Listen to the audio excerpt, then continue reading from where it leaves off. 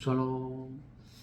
자, 오늘도 변함없이 성도들과 함께 주의 말씀을 묵상하는 큐티 quiet time 시간을 갖도록 하겠습니다. 오늘은 2024년 9월 27일 금요일입니다. 주일 이후로 월, 화, 수, 목, 금 5일 동안 우리가 하나님 앞에서 한 주간의 삶을 어떻게 살았는지 더 많은 시간 동안 우리가 돌이켜보고 하나님께서 나에게 또 우리 가정에 또 사업장에 또 우리의 직장 생활을 통해서 무엇을 원하시는지 어떤 그런 방향성 또 우리의 비전들을 좀 더 세심하게 생각해보는 그런 소중한 시간들이 되었으면 좋겠습니다.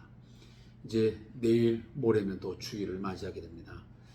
주일날은 그저 한 주간에 맞이하는 어떤 자연스러운 그런 날들이 아니고 우리가 정말 기대하고 또 하나님 주시는 은혜들을 간구하는 그런 날이 되었으면 좋겠습니다.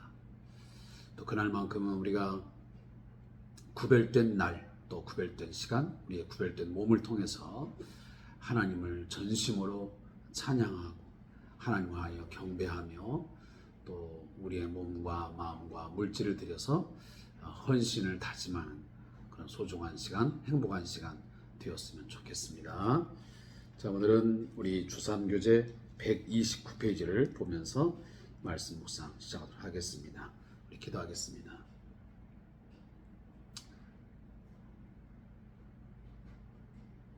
내가 매일 기쁘게 순례의 길 행함은 주의 영이 우리와 함께 하시며 나와 함께 하심을 믿습니다. 우리의 매일매일의 삶 가운데에 굴고 있는 삶이요 험난하고 또 광야의 길을 걸어가고 있지만 주의 영이 우리와 함께 하심을 믿고 그 삶의 길에서 기쁘게 즐겁게 주를 찬송하며 하나님을 경외하며 살아갈 수 있도록 저희를 인도하여 주옵소서. 오늘도 말씀을 주시니 감사합니다. 이 말씀이 우리에게 생명의 양식이 되게 하시고 이 꼴을 먹음을 통해서 더 풍성한 은혜의 삶을 누리게 하옵소서. 예수님의 이름으로 기도합니다. 아멘. 자, 하나님 말씀은 에레미야 46장 11절부터 17절까지의 말씀을 우리 같이 읽도록 하겠습니다. 에레미야 46장 11절부터 17절까지의 말씀을 우리 같이 읽도록 하겠습니다.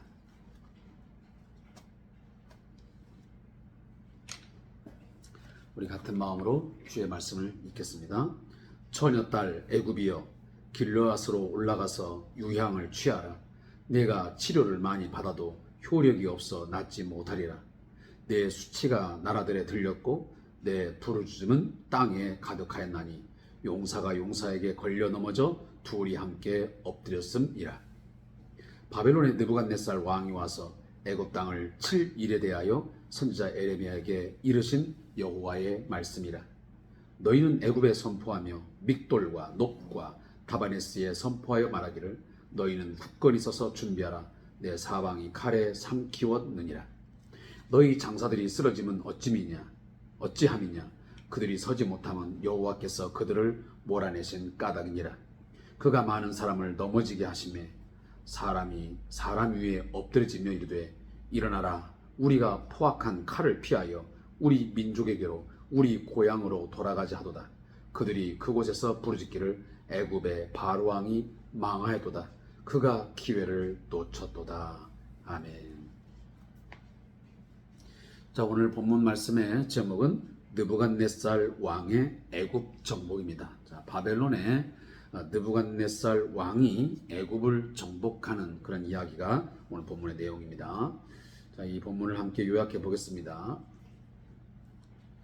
자, 이 애굽의 이 바로 느고와 바벨론의 느부갓네살 왕이 이 갈그미스라고 하는 곳에서 대전투를 벌이게 됩니다. 이 전투에서 결국 애굽이 참패를 당하게 됩니다. 이 애굽은 그 결과 깊은 상처를 입게 되고 오늘 본문에 나와 있는 대로 길르앗의 유향으로도 치료할 수 없는 그러한 상황에 처하게 되는 것을 말씀하고 있습니다.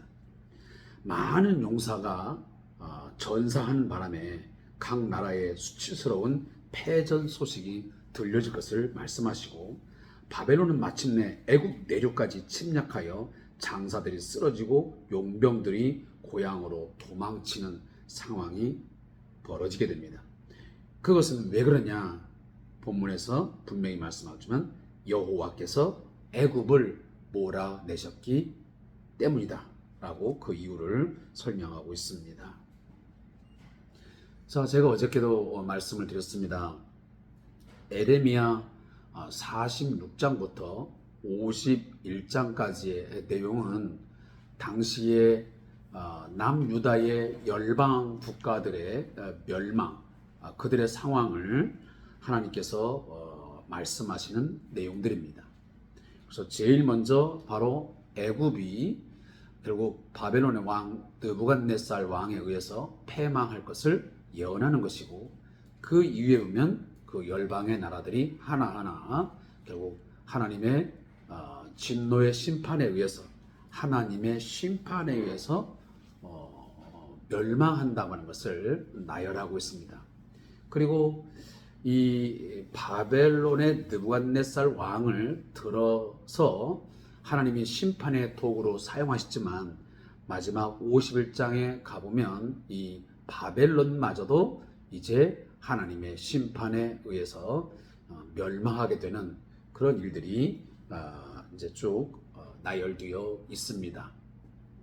제가 어제도 말씀을 드렸듯이 이 남유다와 그리고 그 주변의 열방들의 이 멸망, 이 심판에 의한 멸망을 이처럼 성경이 기록하는 가장 큰 이유는 뭐냐 하면 결국 하나님은 이 세상의 모든 것들을 주관하시는 주권자이시요, 그는 이 세상의 창조주이시며 그가 모든 나라와 그리고 모든 백성들의 삶과 죽음 그리고 흥망성쇠를 주관하시는 진정한 큐리오스, 진정한 로드, 진정한 주가 되심을, 그가 왕이심을 우리에게 선포하고 있는 것입니다. 단순히 역사적인 이야기를 들어서 어떤 재미와 흥미를 우리에게 주는 것이 아니고, 이 모든 역사적인 사건을 통해서, 이 팩트를 통해서 우리에게 주시는 메시지는 그런 겁니다. 하나님은 이 역사의 주권자이시요 진정한 주인이 된다는 것을 우리로 하여금 알라는 것입니다. 사랑하는 성도 여러분, 다시 한번 반복하지만 우리 개인의 모든 출생과 또 삶의 과정들, 마지막 개인의 종말, 그리고 이 우주의 시작과 그 어떤 과정들, 마지막 종말의 그 마침표를 찍을 수 있는 유일한 분은 바로 창조주가 되시며 우리의 주권자가 되시는 바로 여호와, 바로 하나님 한 분뿐임을 꼭 믿을 수 있기를 주님의 이름으로 축복합니다. 이 믿음이 있어야만, 역사의 주인 되시는 하나님을 믿는 진정한 믿음이 있어야만 우리가 이 땅에서의 삶이 의미가 있고 좀 더 가치 있는 그리고 거룩한 삶을 우리가 살아갈 수 있습니다. 만약 하나님의 존재를 인식하지 못하고 부정하게 되면 우리의 삶은 훨씬 더 저급한, 그리고 뭔가 거룩한 삶으로 나가기에는 분명 불충분하고 매우 어렵다는 것을 제가 다시 한번 말씀을 드립니다. 신의식, 하나님 앞에서의 삶이라고 하는 것을 인식하는 자만이 매일매일의 삶 가운데서 경건한 삶, 거룩한 삶, 그리고 그 내일 그 하나님 앞에서의 그 심판에 대하여 두렵고 떨리는 마음으로 하루하루를 살아갈 수 있습니다. 그렇지 않으면 그냥 될 대로 살아갈 것이고, 아니면 그냥 그렇게 살다가 다 가는 것이야 라고 생각하면서 어떻게 보면 자연주의적인 그런 삶을 살 수밖에 없지요. 우리는 늘 신의식 삶, 어떤 하나님 중심적인 삶을 살아야 된다 하는 것을 말씀을 드리고 싶습니다. 자, 오늘 이 애굽의 이 멸망에 관련된 이야기를 하면서 오늘 11절 보니까 처녀딸 애굽이여 그랬습니다. 이 처녀딸 애굽이라고 이렇게 이제 설명을 하는 것을 보면 이 애굽이 어떤 곳인지를 설명합니다. 근데 그 처녀딸 애굽이 바벨론의 느부갓네살 왕의 침공을 받아가지고 엄청난 피해를 입게 되는데, 결국 멸망하게 되는데, 그 피해의 정도가 도무지 인간적인 노력과 힘으로는 회복할 수 없는 그런 정도의 상황에 이르렀음을 말씀합니다. 왜냐하면 여기 나오는 길르앗의 유향이라고 하는 것은 그 당시에 어떤 상처나 그 종기에 발라가지고 낫게 하는 특효약이었습니다. 그런데 오늘 하나님께서 뭐라 하냐면, 너희들이 지금 이 받은 상처는 길르앗의 유향으로도 고칠 수 없는, 그 상처가 대단히 심각해서 무엇으로도 회복시킬 수 없는, 치유할 수 없는 큰 지금 피해를, 상처를 받았음을 말합니다. 결국은 실제로 애굽은 이 갈그미스 전투에서 바벨론의 패배를 맛본 후에 근동에서의 지배력을 상실하고 영향력이 매우 축소가 되었습니다. 자, 그것을 오늘 10절에 보면 내 수치가 나라들에 들렸고 내 부르짖음은 땅에 가득하였다. 그러니까 애굽의 패전 소식이 그 주변 국가에 퍼져가지고 이제 전의가 상실되어지고, 그리고 어떻게 보면 비웃음거리, 조롱거리가 되어진 거예요. 그래서 46절 보면 내가 일어나 땅을 덮어 성읍들과 그 주민을 멸할 것이라. 어떻게 보면 이렇게 큰 소리를 치고 교만했던 애굽, 그 애굽의 외침이 하루아침에 부르짖음, 어떻게 보면 비명에 가까운 소리로 변하게 된 것입니다. 사랑하는 성도 여러분, 하나님께서 함께하지 않는 삶, 그런 가운데서 내가 뭔가 내 지혜와 내 능력, 내 어떤 인맥, 어떤 삶의 수완들, 그런 것들을 자랑하면서 떵떵거리게 되면 마지막에 가서는 하나님 앞에서 부르짖음, 그리고 비통한 어떤 소리로 변할 수밖에 없습니다. 하나님이 인간의 교만을 그냥 내버려 두지 않는다는 것입니다. 교만함 속에서 나오는 그 떵떵거림, 교만함 가운데 나오는 어떤 자신만만함, 이것을 하나님의 백성에게 하나님이 용납하시겠습니까? 용납하지 않습니다. 결국은 그를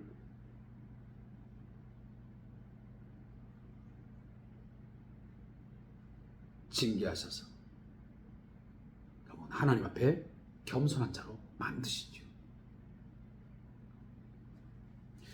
어쩌면 이제 이 애굽은 전쟁에서 큰 이제 상처를 입게 되고 엄청난 피해를 입어서 더 이상 회복할 수 없을 정도로 심각한 상황에 이르렀습니다. 그래서 오늘 본문에도 이러한 내용들이 믹돌, 노, 다바네스라는 곳이 쭉 설명됩니다. 이것은 다 애굽에 위치한 장소입니다.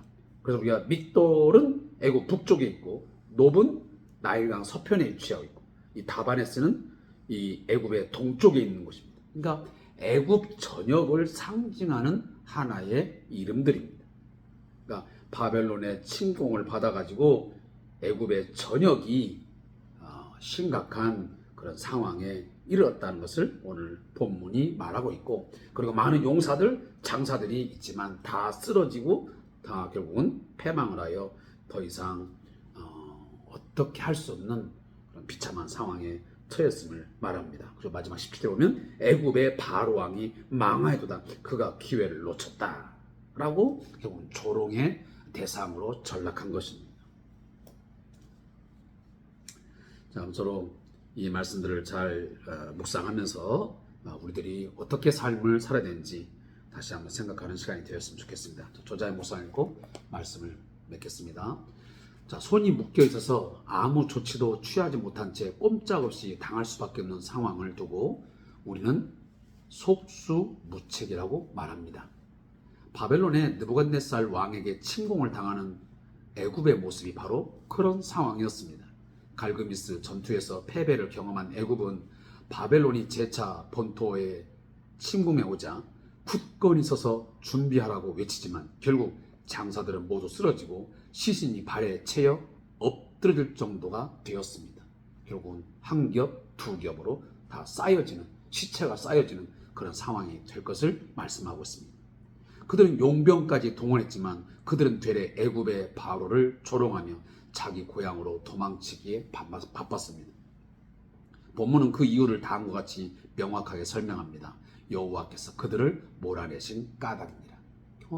애굽의 패망, 애굽의 이 모든 몰락은 결국은 하나님께서 작정하신 일이었다라고 하는 것입니다.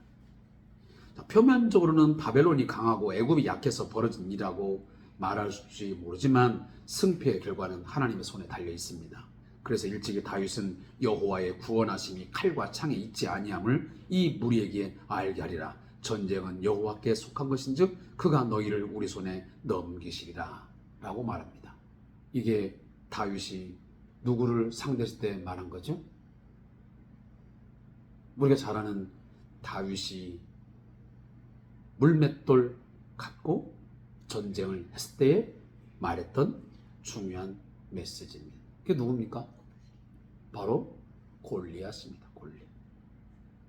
그는 그 앞에 나갔을 때 이 전쟁은, 적과의 싸움은 결국은 사람과 사람이 싸우는 게 아니고 결국은 하나님께서 싸우시는 전쟁임을 알았던 것입니다. 우리도 마찬가지야. 우리가 이 세상에서의 지금 싸움, 영적 싸움, 그리고 이 악한 세상과의 어떤 전투적인 삶은 결국 내가 싸워가는 게 아니고 하나님이 싸워주시고 우리의 대장 되시는 예수 그리스도께서 우리 대신 싸워주심으로 여기까지 우리가 살아낼 수 있었고 또 앞으로도 그렇게 살아낼 것입니다. 사랑하는 성도 여러분, 대장 되시는 예수 그리스도를 바라보고 그 안에, 그 손 안에, 하나님의 손에 우리의 삶의 성공과 승리가 있음을 믿고 오직 하나님의 손 붙들고 하나님의 손에 의지하여 살아가는 저와 여러분 되시기를 주님으로 부탁합니다. 기도하겠습니다.